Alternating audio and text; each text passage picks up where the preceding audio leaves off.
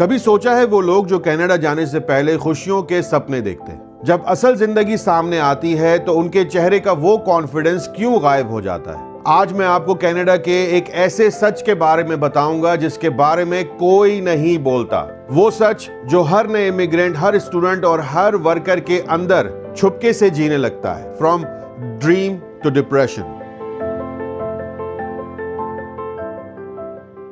हर साल हजारों लोग कनाडा आते हैं। किसी का ड्रीम होता है बेटर लाइफ, किसी का कैरियर ग्रोथ और किसी का पीआर। पर जब प्लेन लैंड होता है टोरंटो, वैंकूवर या कैलगरी में, तब जिंदगी एक रियलिटी चेक देती है। टैक्सी से होटल तक का सफर ही दिखाता है कि ये मुल्क सिर्फ सफेद बर्फ और क्लीन रोड्स का नाम नहीं है। यहाँ सब कुछ महंगा है और हर चीज के लिए स्ट्रगल करनी पड़ती है। एक स्टूडेंट $20 नोट को इतनी केयरफुली यूज करता है जैसे किसी ने उसके अंदर उम्मीद बंद कर रखी हो। फर्स्ट मंथ में खुद देखा है, लोग फूड बैंक्स के बाहर लाइन में लगते हैं, पर इंस्टाग्राम पर कैप्शन लिखते हैं living the dream in Canada. और यही होती है first stage of emotional survival, pretending everything is okay. जब रेंट ड्यू होता है और पार्ट टाइम जॉब सिर्फ 20 आवर अलाउ करती है, तब रियलिटी समझ आती है और तब शुरू होता है डिप्रेशन का सिलसिला। लोग 2 जॉब्स करने लगते हैं, सुबह क्लास, रात को वेयरहाउस और फिर 2 घंटे की नींद। एक दिन वो स्टूडेंट सिर्फ थकन से नहीं, अंदर से टूट जाता है। उनका सपना पीआर का नहीं रहता, अब सपना होता है सिर्फ नेक्स्ट रेंट टाइम पे देना। कुछ लोग इस प्रेशर को हैंडल कर लेते हैं, लेकिन बहुत से लोग डिप्रेशन, एंजाइटी और लोनलीनेस के अंदर खो जाते हैं। उनके आसपास लोग होते हैं पर उनके पास सुनने वाला कोई नहीं होता। मेंटल हेल्थ की बात करूं दोस्तों, तो कनाडा एक डेवलप्ड कंट्री है, पर मेंटल हेल्थ क्राइसिस यहां भी बहुत बड़ा प्रॉब्लम है इमिग्रेंट्स के लिए। यहां कोई नहीं पूछता तुम ठीक हो, सब बिजी हैं अपने बिल्स में, अपने स्ट्रेस में, अपने सर्वाइवल में।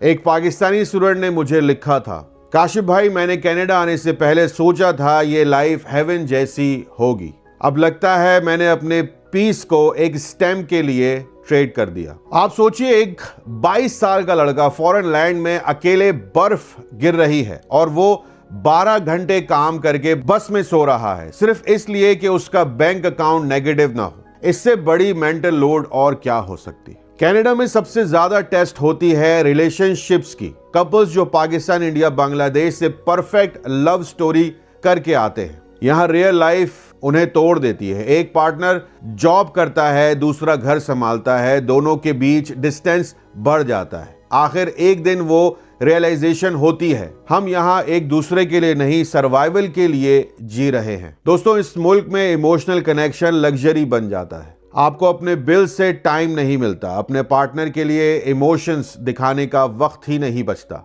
और फिर लोग इमोशनल सपोर्ट ढूंढने लगते हैं कहीं और।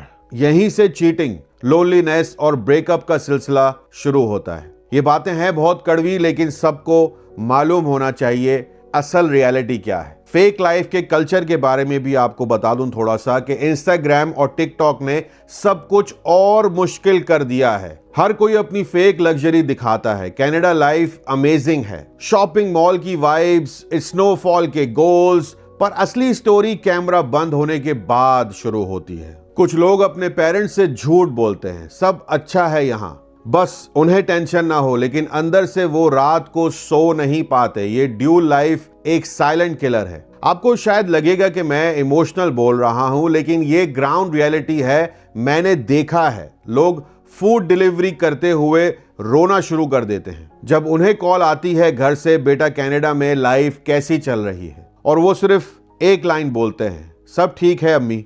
बस वो सब ठीक है कहते हुए अंदर से टूट जाते हैं। कनाडा में जिंदा रहना बहुत महंगा है, लेकिन अंदर से जिंदा रहना और भी महंगा। आपको जॉब चाहिए तो एक्सपीरियंस नहीं मिलता, एक्सपीरियंस चाहिए तो जॉब नहीं मिलती। आपको हाउस चाहिए तो क्रेडिट स्कोर चाहिए, क्रेडिट स्कोर चाहिए तो बिल्स पे करना पड़ते हैं। और जब सैलरी का 70% रेंट में चला जाता है तो बाकी पैसा इमोशंस नहीं खरीद सकता। बहुत लोग सोचते हैं कनाडा आए, पीआर मिले, सब ठीक हो जाएगा, लेकिन सच ये है पीआर मिलती है, पीस नहीं मिलता। एक टाइम आता है जब आदमी खुद से सवाल करता है, क्या मैं सही कर रहा हूं? क्या मैं अपने सपने के पीछे अपना सुकून खो रहा हूं? लेकिन फिर भी वो हर सुबह उठता है, काम पे जाता है, क्योंकि घर वालों को उम्मीद है। यही है इमोशनल स्लेवरी, जब आप जीते हो दूसरों के एक्सपेक्टेशंस के लिए, अपनी खुशी के लिए नहीं। कनाडा आपको पैसा देता है पर इमोशनल पीस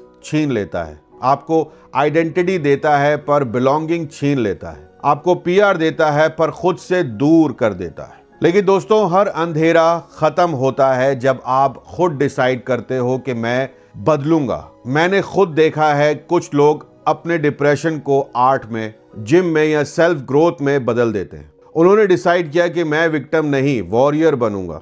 और यही माइंडसेट सबसे बड़ा सर्वाइवल स्किल है कनाडा में। अपने मेंटल पीस को प्रोटेक्ट करना चाहिए। दुनिया कुछ भी बोले, अपने लिए टाइम निकालना सीखो। एक वॉक, एक प्रेयर, एक कॉल किसी फ्रेंड को, ये छोटी छोटी चीजें आपको बचा लेती हैं। अगर आप में से कोई भी कनाडा आने का प्लान बना रहा है तो सिर्फ डॉक्यूमेंट्स नहीं, अपना माइंड सेट भी रेडी रखो। यहां सक्सेस उन्हीं लोगों को दी जाती है जो इमोशनली स्ट्रांग होते हैं, जो हर रिजेक्शन, हर स्ट्रगल को लेसन समझकर आगे बढ़ते हैं। और अगर आप ऑलरेडी यहां हो या स्ट्रगल कर रहे हो तो याद रखो, कनाडा का सिस्टम स्ट्रांग है, पर तुम्हारा दिल उससे भी ज्यादा स्ट्रांग होना चाहिए। तुम जीत सकते हो, लेकिन पहले खुद पे भरोसा करना सीखो। जिंदगी हमेशा परफेक्ट नहीं होती, लेकिन हर स्ट्रगल के अंदर एक मैसेज होता है। जो बंदा समझ गया कि पीस किस चीज का नाम है, उसके लिए कनाडा भी हेवन बन जाता है। लेकिन जो सिर्फ पैसा ढूंढता है, उसके लिए कनाडा एक केज बन जाता है। सोच समझ के डिसाइड करो, क्या तुम कनाडा में जीना चाहते हो या सिर्फ गुजारना। चॉइस तुम्हारी है। अपना बहुत ख्याल रखें। I wish each and every one of you good luck. हमारा व्हाट्सएप चैनल भी है, उसको भी फॉलो कर लीजिएगा। इंस्टाग्राम पे फॉलो मस्ट है। चैनल को भी सब्सक्राइब कर लीजिएगा अगर आपको ये मेरी बातें समझ आई हो, पसंद आई हो। Take care. अल्लाह हाफिज।